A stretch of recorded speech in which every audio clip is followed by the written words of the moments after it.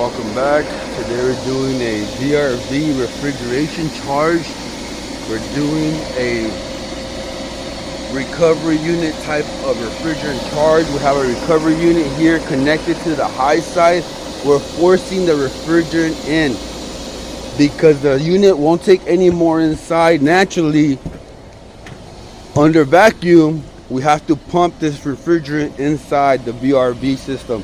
As you can see, it's sucking out the refrigerant, going to the gauges port, going into the recovery unit,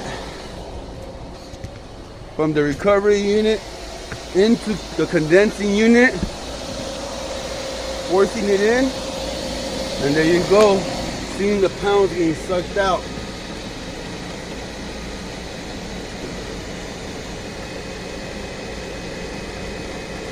Thank you for watching.